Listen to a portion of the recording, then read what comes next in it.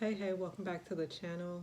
I am Rashina T.C. Viverette, and I am a marriage and family therapist here to talk to you today about just some marriage and family type stuff, some mental health therapy type stuff. Um, I've been contemplating for the past couple of months what to do with the channel or how to go about the channel. This is still very unfamiliar territory for me and still something that I struggle with because I'm really more of a behind the scenes type of a person. So, all of that being said, I want to share something, and I think this is as much cathartic, meaning therapeutic for myself in having this conversation as it is informative for whoever might listen. I was reading an article a couple days ago in The Atlantic about the decline of religion and church attendance and any type of formality as far as organized faith is concerned. And the author of the article, at the end of the article, mentioned that for all of his own personal misgivings about religion, came to the conclusion that there's some sort of a therapeutic nature, a sort of a community that comes along with church attendance. And so what he wound up considering was that with this decline for Americans in attending any type of services, there's also been the decline of actual social gathering and people coming together and people having community to lean on and to um, what's the word I'm looking for, to um, convene with and interact with on any type of consistent basis, and particularly in the midst of hardships. And so traditionally, the church is where people would go when there's something going on, whether it be personally, individually, or whether it be societally, right? So whenever, for instance, there was the Great Depression, a lot of people knew that they could go to churches and get resources. And, during the wars, people knew that they could go to churches. And, of course, historically, churches is where a lot of different nonprofits were born from. So your Salvation Armies and things of that nature. So that being said, what's interesting about the article, and one of the reasons I wanted to bring that up, is because I've also come across a lot of articles that have talked about this loneliness epidemic. And so essentially what it seems like is this Atlantic piece, this author is coming to that conclusion that like our loneliness is associated with the fact that people are not attending any type of social gathering anymore. So the more and more that we've become a technological culture, the more and more that we've become, as he said in his article, individualistic. And the more individualistic that we've become, definitely the more alone. Right before I hit the play button on the video, I was just thinking to myself, how is it that people can be amongst so many and still feel very lonely? And I understand how, because people have internalized all that we are as a culture. And what I mean by that is, you know, young people more and more, and even I have to say the older population, because no one wants to get left behind in the technological advances, right? And younger people are educating their grandparents and their parents and things of that nature if they don't want them to be, left in the stone ages, as it were. And so, more and more as a whole, we are moving into social media, and I think we've already gotten there, right? Where social media has become so the norm of how society interacts and how society attempts to build bonds, and it's not enough. It's not actually working. It's not actually doing the work of allowing people to have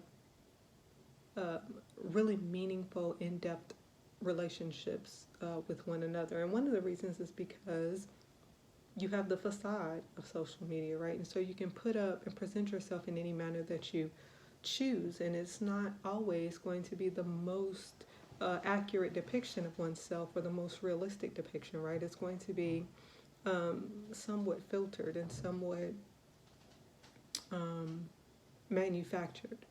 And so, with all of that comes this loneliness epidemic. And what's interesting about the articles that I've been reading about the loneliness is that it's saying that men overwhelmingly are experiencing this loneliness. So, it's not just it's really an interesting phenomenon is what's happening, and a lot of what's happening, men tend to be more inward, as it were, socialized to be, or at least traditionally, historically, men were socialized to previously not expose their emotions and things like that, right? Which is why that whole saying of men are more emotional, or women, I'm sorry, are more emotional, and men are, like as though men didn't have emotions. Not to say that men don't have emotions, obviously, clearly. They just were socialized not to engage or pontificate on what their emotional um, experience may have been at any given time.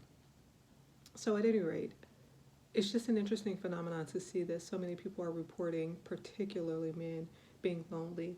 I'm hearing a lot about the younger men being especially lonely, not wanting to engage. One of the things that social media has really done is harmed male-female relationships. So the dynamic amongst the sexes and amongst those that are dating age, it's a really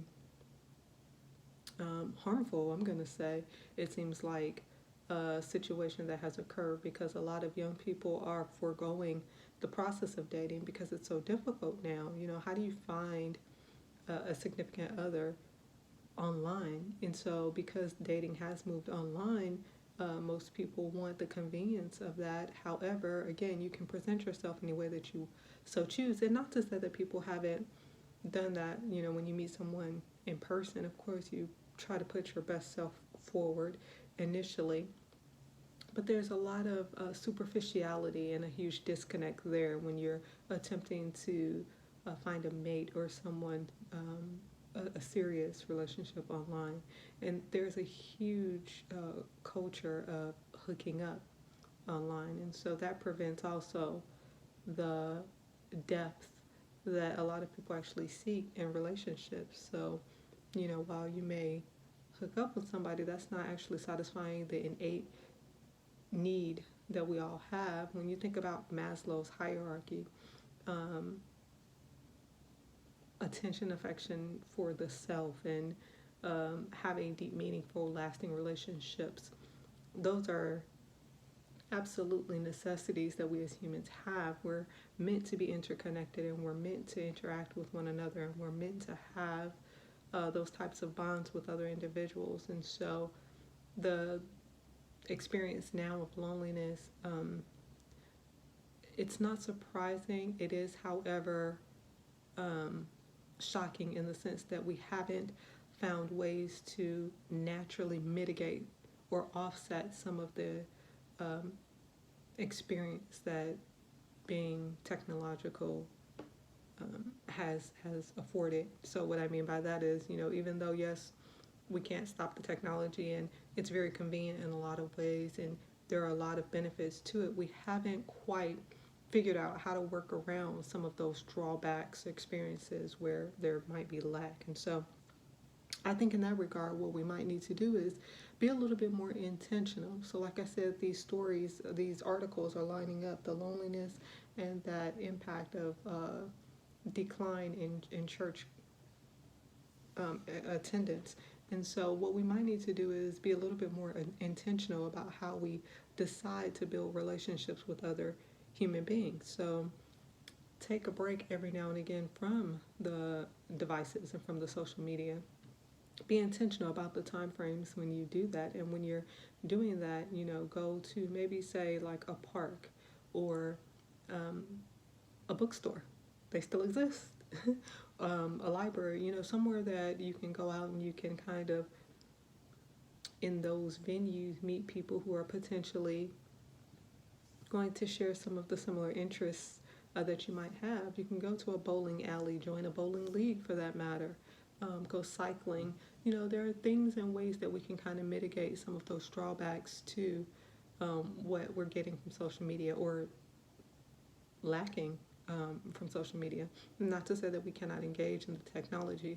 We just need to be a little bit more aware and cognizant of the nuances and how we can build relationships and be more meaningful and more impactful in our day-to-day interactions.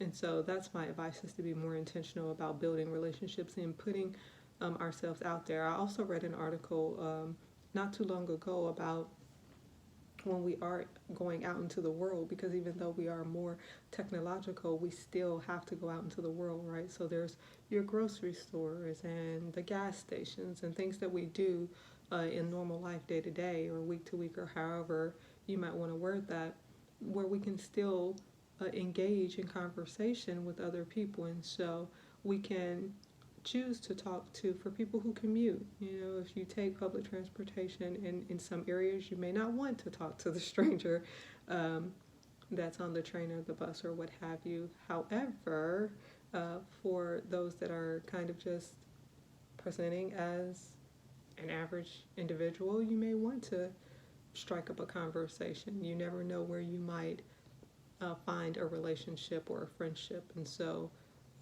let's be a little bit more open-minded. Let's be a little bit more intentional. Let's find some hobbies and maybe some ways that we can get out of the loneliness cycle and try to be more impactful and more interactive. So that's my advice for today. I just kind of wanted to share that. It was something that was on my thoughts, and so hopefully this is helpful to somebody. Like, subscribe, hopefully share, and leave me some comments about some things that you want to hear about or discuss on the channel, or hear me discuss on the channel. I've definitely been thinking about the direction of the channel. I've also been thinking about the utility of the conversations, and so I know I spent quite a bit of time here kind of attempting to build to a certain point with some foundational information about therapy, about the process itself, about different aspects of therapy. And so I do want to intermingle that information with, information about myself as a clinician and other conversations. And I definitely want to delve more into the relationship side of things. I've spent a lot of time just kind of talking about the more, prevalent mental illnesses, or more foundational mental illnesses. And so I do want to now spend some time kind of going into the relationship components and maybe some more parenting things. So like I said, leave some comments about what you'd like to hear about, and like, subscribe, and share.